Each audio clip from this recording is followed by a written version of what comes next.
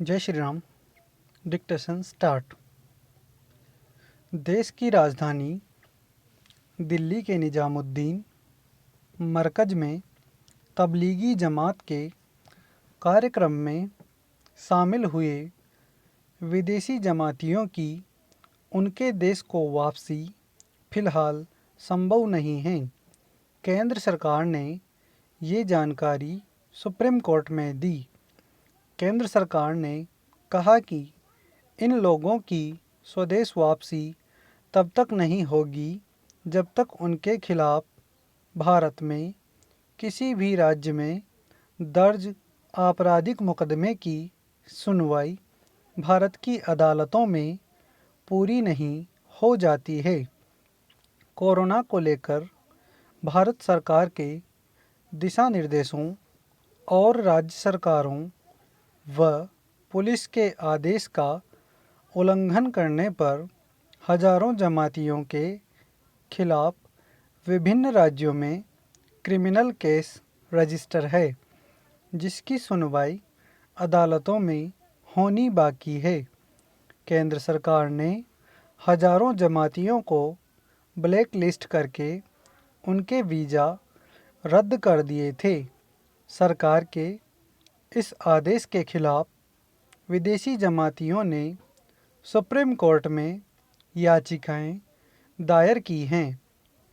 बता दें कि जमात के 34 देशों के 34 सदस्यों ने सुप्रीम कोर्ट में याचिका दायर करके कहा था कि जमात के 3500 विदेशी सदस्यों का बिना उनका पक्ष सुने केवल एक प्रेस रिलीज के द्वारा वीज़ा रद्द कर दिया गया और ब्लैक लिस्ट कर दिया गया था।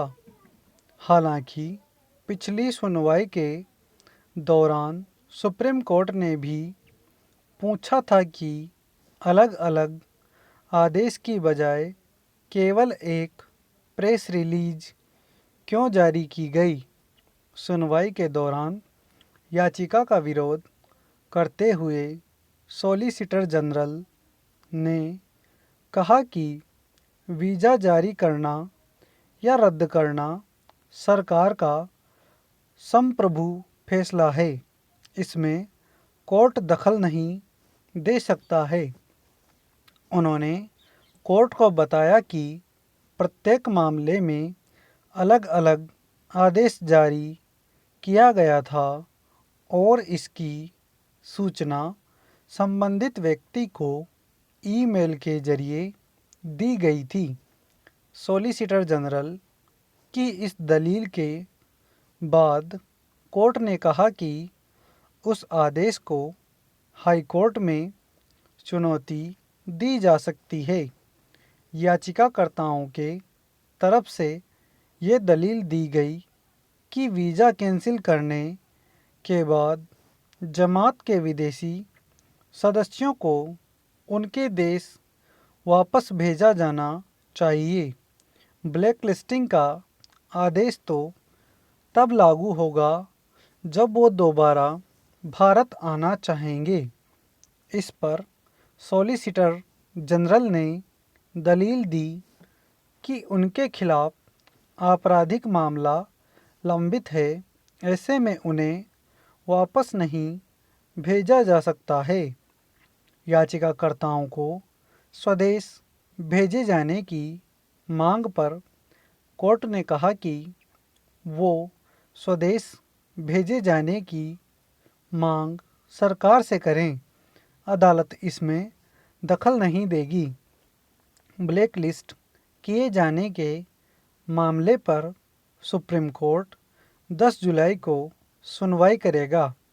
गौरतलब है कि मार्च में जब देश में कोरोना के मामले लगातार सामने आ रहे थे, तब दिल्ली के निजामुद्दीन में तबलीगी जमात के लोग बड़ी संख्या में इकट्ठा हुए थे।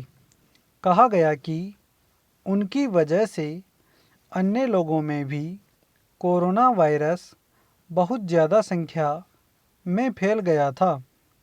उसके बाद केंद्रीय गृह मंत्रालय ने अप्रैल महीने में तबलीगी जमात के 960 विदेशी नागरिकों को ब्लैक लिस्ट कर दिया।